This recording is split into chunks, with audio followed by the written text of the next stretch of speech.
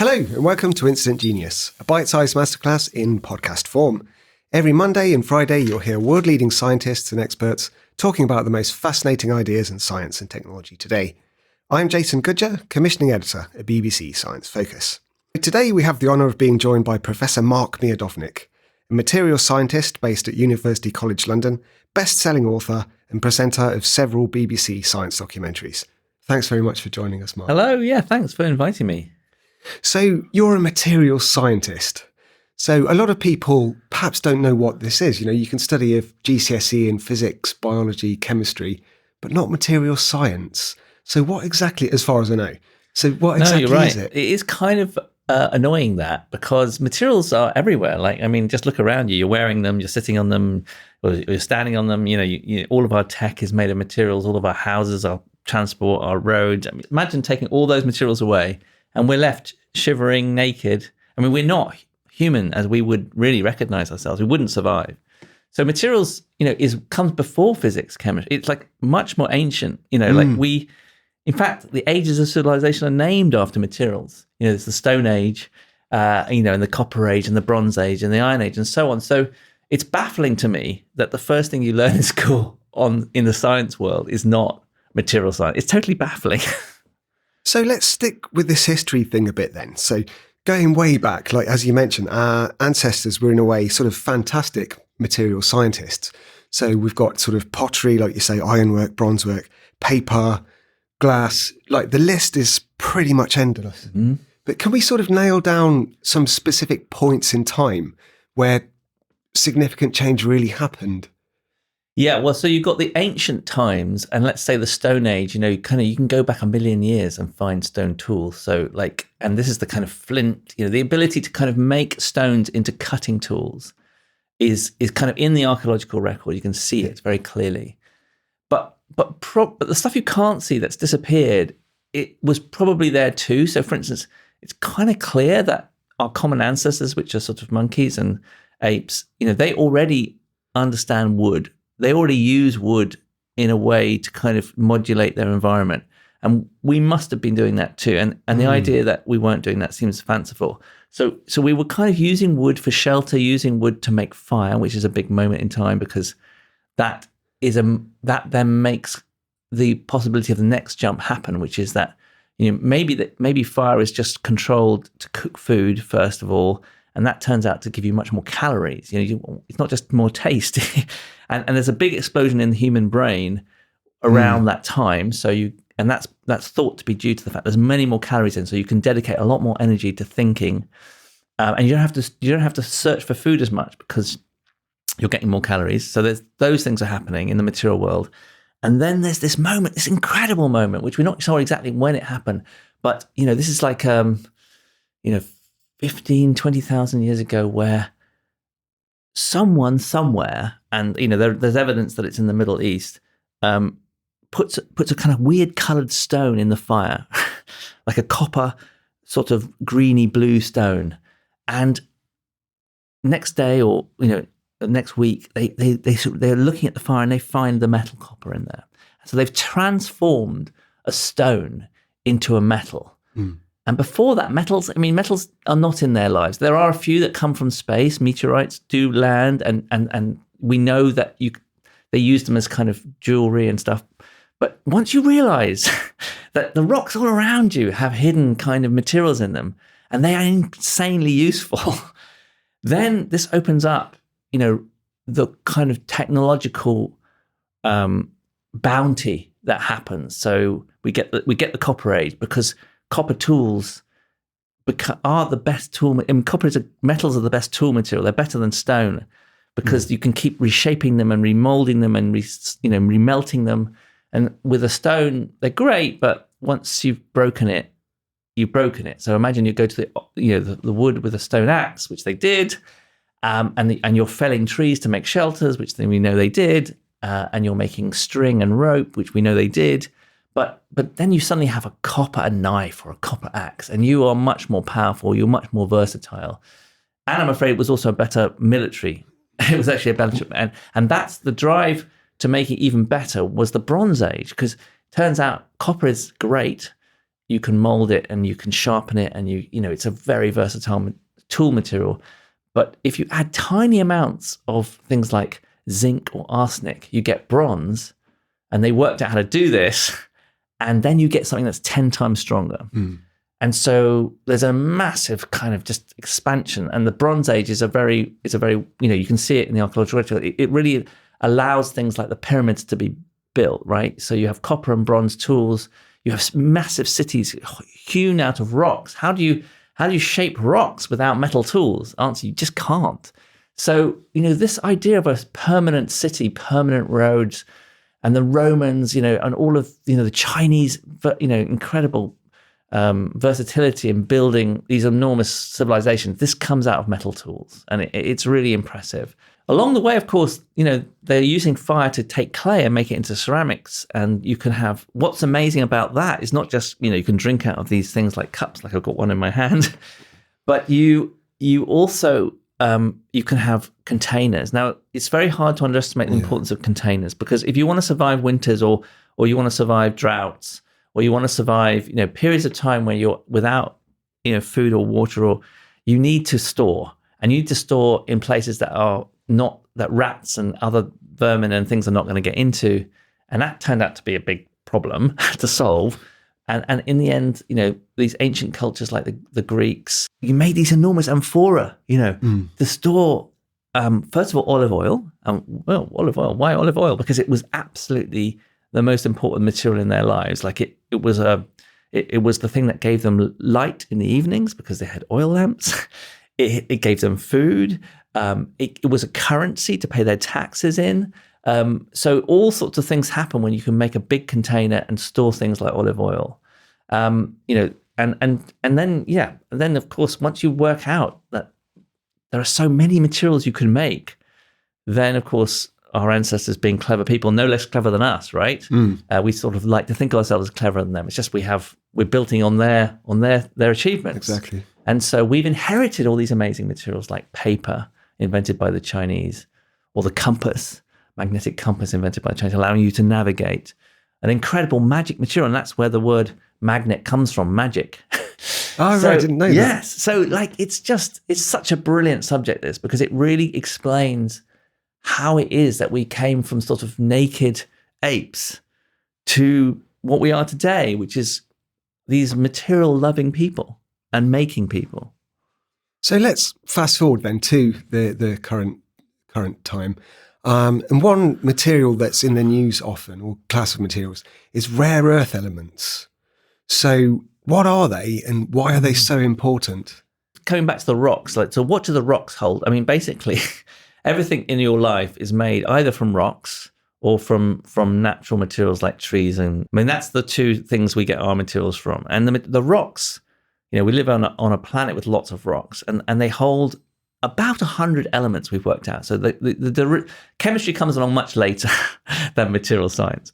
And chemistry sort of says, okay, look, actually, what is everything made of? It's made of atoms.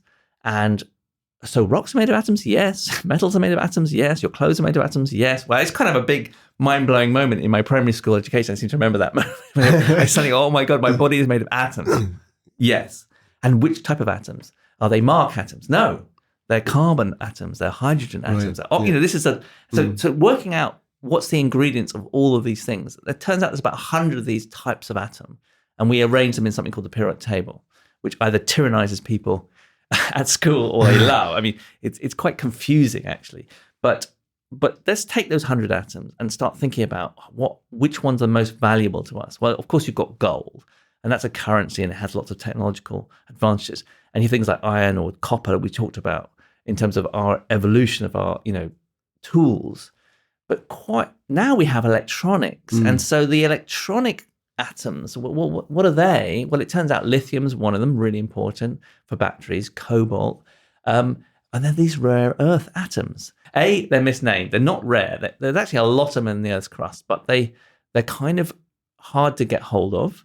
They're not everywhere. So they tend to be mined in particular places like China or Australia or Canada. They turn out to be things like neodymium. Now, wow, you may never have heard this atom, neodymium, but it's got a very interesting magnetic properties. Like if you want to make the strongest permanent magnets around, you have to have neodymium. It's the one.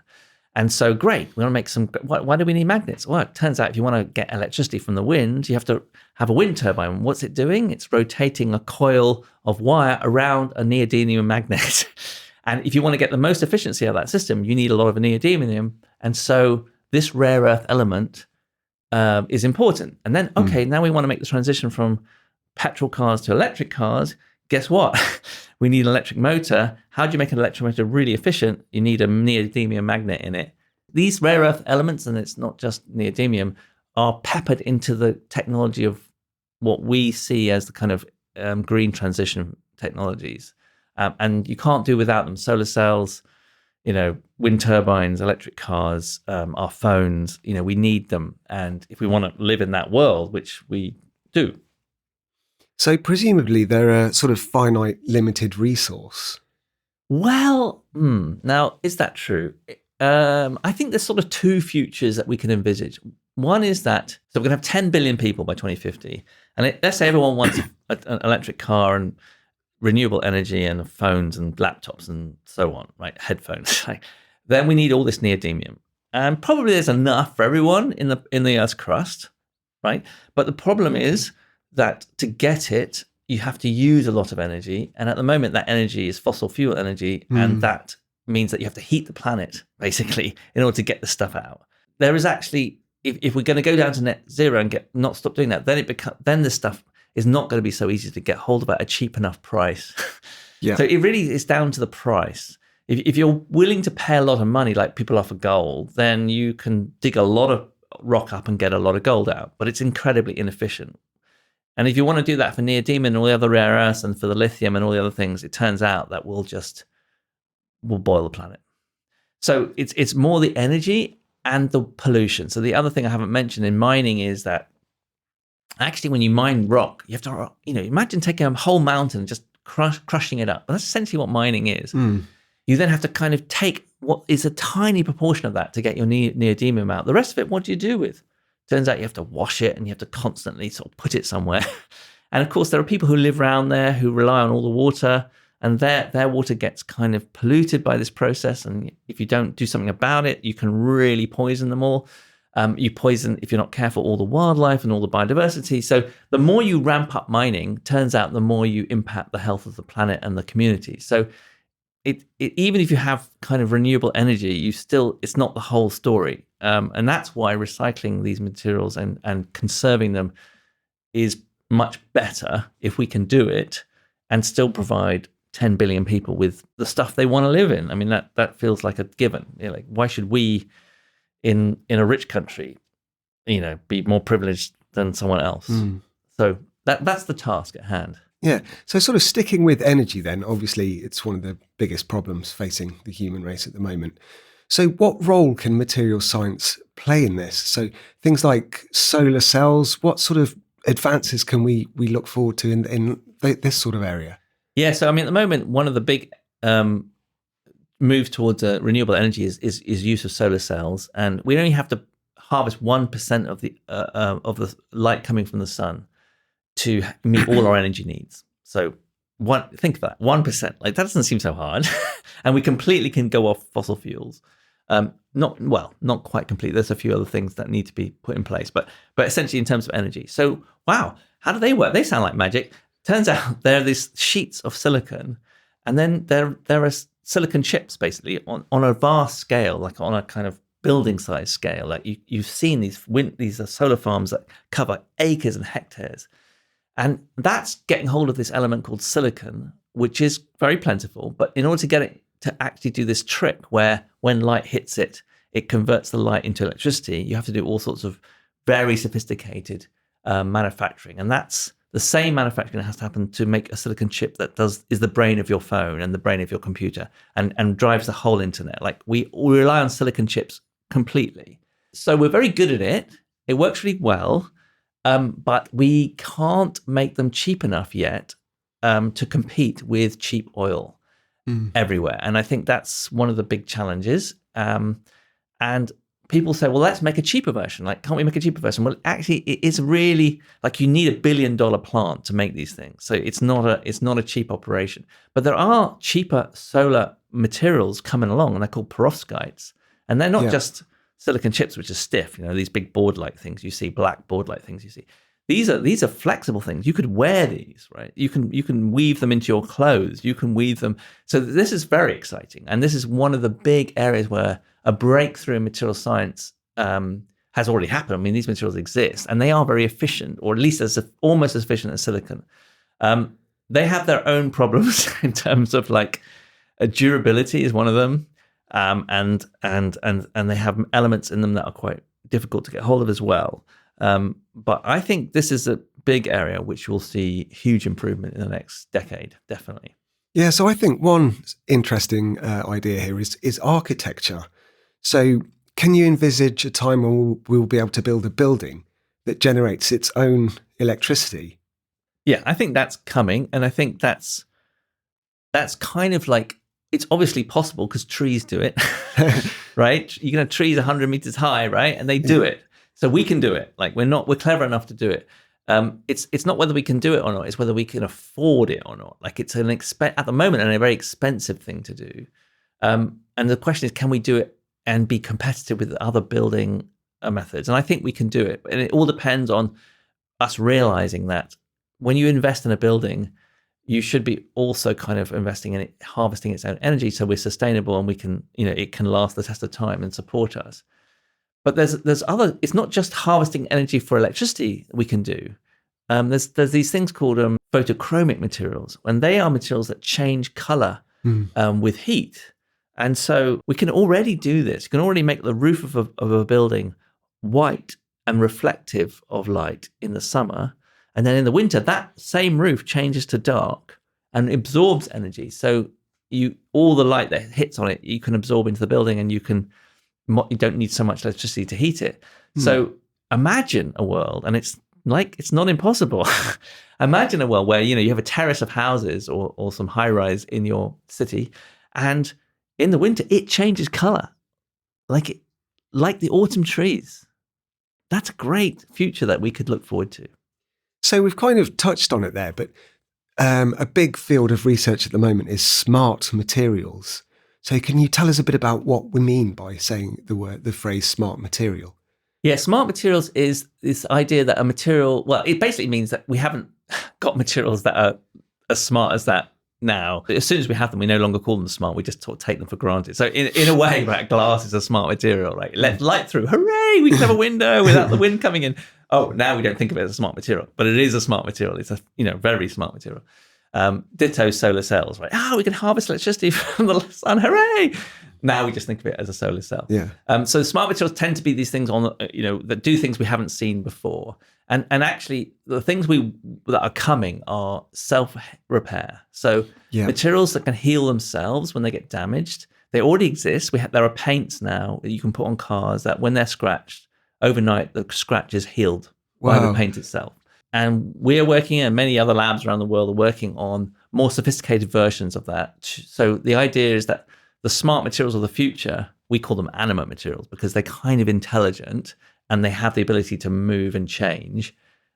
These animate materials will make a bridge out of one of these. And, if it gets hit by a big storm as a result of climate change, for instance, instead of us having to physically go, put scaffolding up, inspect the damage, apply for funding, be refused, apply, refused, apply, and wait until 20 years later when it's crumbling and everyone's in outrage. Instead of that, which is what we currently do, this bridge will heal itself. It knows it's cracked, and over time, maybe it'll take a few months, maybe it'll take a year, but over time it will heal itself. And these technologies exist already. They're just not they're quite limited in their kind of healing capacity, and they are expensive. So another area is nanomaterials that a lot of people get excited about. So what's going on there, Yeah, well, so one of we talked about atoms, like everything's made of atoms, and so they kind of sound like these magic ingredients. But actually, what material science shows you is that's not the only thing you need to make something as marvelous as a smartphone or as marvelous as a skyscraper or a jet engine, whatever. These are marvelous things, but they're not just about choosing the right atoms. Turns out you can just choose the right atoms, and the way they're assembled inside the material either makes them amazing, and they can harvest light, or they can resist very high stresses, or they can't. They're weak. And so, what material science over the years has worked out is that when you look inside, let's say, a metal, what you find actually is it's made of crystals. And it's just like the crystals on your, on a ring, just like a diamond crystal, like that's what's inside a metal. So that was like, blows our mind, number one. And then the crystals themselves have internal structures. And you keep zooming in. All these structures make a difference to the strength. They all make a difference to the electronic properties. They all make a difference to the magnetic properties. If you change them, you can do these smart things. You can make these incredible properties. But if you get it wrong, the whole thing falls apart. So it's not just the atoms, it's how they're arranged. And there's this particular scale, which is about like 10 atoms big, called the nanoscale. And that scale has a very specific property, which is that at that scale, those atoms seem to kind of operate as if they have some power to self-assemble themselves. Like you don't have to put them where they need to be. They will arrange themselves into the right properties. And so there's this nanoscale, which everyone's very excited about, because basically it means if you break something at nanoscale, it will self-heal. And if you can make things that make themselves. But also it has weird properties. Like there's just loads of properties that involve plasma states and quantum states that allow you to do weird color changes that in a solution, which allow you then to give someone a diagnostic for a disease, which literally is just take some saliva and mix it with this nanoparticle inside the solution, and it will tell you whether you've got a particular disease or not. And so those kind of tricks at the nanoscale and the controlling the nanoparticles are really opening up a lot of diagnostics in medicine, for instance. Yeah, so I think sort of sticking with that, anyone around my age will have seen the movie Inner Space, where they shrink a pilot down and he goes into somebody's body. But how, is that realistic? Can we make these little nanobots? Obviously, we won't shrink ourselves, but can we make little medical nanobots? I mean, we're already doing it. I mean, I think the vaccines now, they're essentially little bots. They're bots that have a particular function in a cell, and they go and you put them in, you inject them in, and off they go to the cell, and that they do their thing. They kind of initiate this response, this immune response. So we are putting nanoparticles in, or nano-machines, and machines is probably the right word. I mean, I know that sounds weird, but we think of a machine at our scale as something with wheels or cogs or things that, but a machine, but molecules are so complex that they are really little machines. They do things. They can move from one place to the other. They can unlock a membrane pore and open it to another machine. So the idea of that something being a mechanism inside a cell, well, cells, yeah, they are these, complex fluid machines.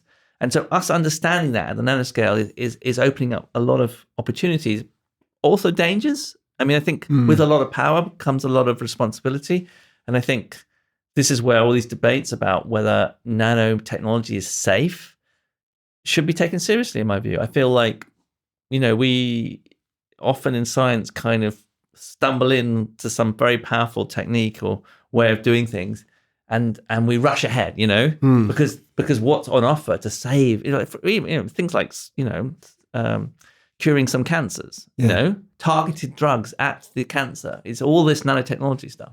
And yet, you want to, obviously you want to move ahead with a cancer treatment, but you also want to understand what the risks are too, right? So I think it's a very exciting area, but I think it's so powerful. We should be also quite careful. Yeah, so let's stick with medicine then. So another really fascinating thing is bioprinting. So how does that work, and how far along are we? Yeah, so 3D printing, people may not be aware of that, but essentially the idea is that, well, it's not an idea, it's technology. So you basically take a material and imagine you 3D print. You want to 3D print a toothbrush. What does that mean to 3D print it? Well, imagine a toothbrush, and imagine you're going to just print the bottom of it first. So you just print a material like a bit of plastic, a blob of plastic in the shape of the bottom of your toothbrush, and then you shift it up and you print the next bit and the next bit and the next bit and the next bit, and then finally you get to near the brush end, right?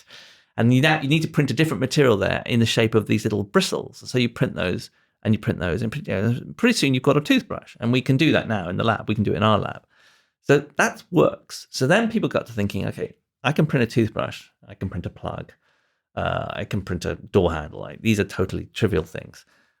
But could we print an organ? Like, could we print cells? And then, because they're a person's cell, so I take cells from your body or my body, and I take stem cells, for instance, and I say, look, I've got a kidney problem and I want to have a new kidney. Okay, well, can we get your cells, stem cells, and can we make them into a kidney cell? Answer, we can. It turns out it's actually in the lab. What you do is you kind of create an environment called a scaffold, which is like a tiny set of kind of like almost like a porous mesh.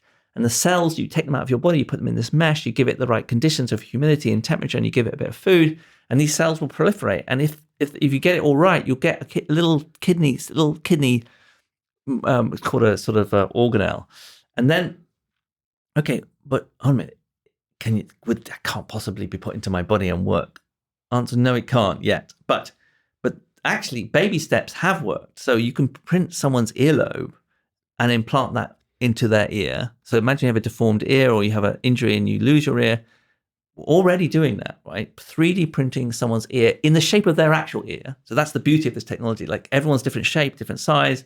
So you have a nose and you want to 3D print a nose, sort of no problem. 3D print an earlobe, no problem. And the question is, how far can we go down that road? Big open question.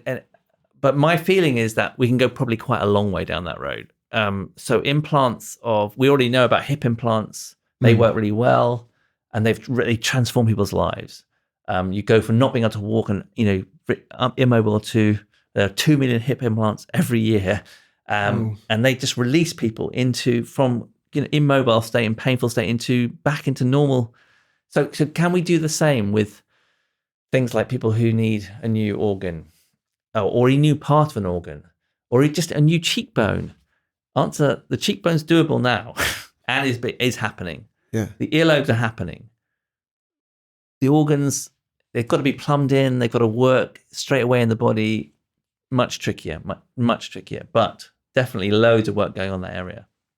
So you mentioned there hip replacements, which are, like you say, pretty common these days. But what about other things that we can do to help? Because the population's aging, sort of globally, really. So what can we do to sort of extend our healthy lifespan? Yeah, well, I think there is the kind of the failure of major organs, which at the moment is dealt with transplants, but that's not going to work on a major scale because we won't have enough. But there's also the kind of breakage of bones and the just the aging of that infrastructure of your body, let's say. So you get sclerotic arteries and those technologies, kind of diagnostics tools to work out what's wrong and what's kind of in a sense decaying in your body. They're very, very advanced. So we can look forward to sort of knowing more about what is going wrong. And the question is, can we then do anything about it? In the case of the structural bits, the bones, the hips, the shoulders, great. In things like the collagen of your knees, right? These are areas where I think you're going to get a lot of progress in the next 10 years. There's a huge amount of work going on there. So those kind of improvements are going well. And then another technology I think will be key is that you're going to need some sort of exoskeleton as a kind of additive technology. And at the moment, people's exoskeleton is a walking stick or a kind of frame, and it's unsightly. It's not ideal. It's difficult in stairs. It's it doesn't have a lot of social capital. People don't want to walk around with a walking stick. So our idea is, what you need is a fabric that you wear underneath your clothes. That is the equivalent of that stiffens around your legs when you need to make a step. It will stiffen and strengthen that muscle, give it support, But then when you're swinging your leg to then do the next step, it then gives you the ability to do that. So imagine it's a bit like a lycra garment. It knows you're about to make a step, so it will stiffen and then relax, stiffen and then relax, stiffen and relax. And what energy? And how will it be powered? Well, probably at the beginning, small batteries, and then hopefully harvest energy from your own body. So I think those kind of technologies, those sort of wearable tech, are really coming to help with older age and more mobility. Yeah, so we've discussed an awful lot there. So sort of by way of summary, how optimistic are you that material scientists can solve these problems?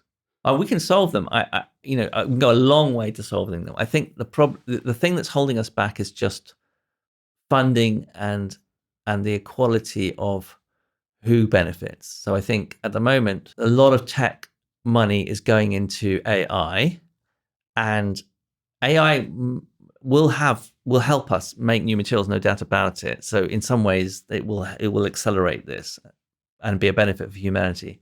But so much money is going into AI to kind of to advance that field that it's coming out. Of course, there's only a certain amount of investment money around, right? Yeah. So it's displacing money that would go into these tech, and you can't. Doesn't matter how good your computation is, you actually need physical materials.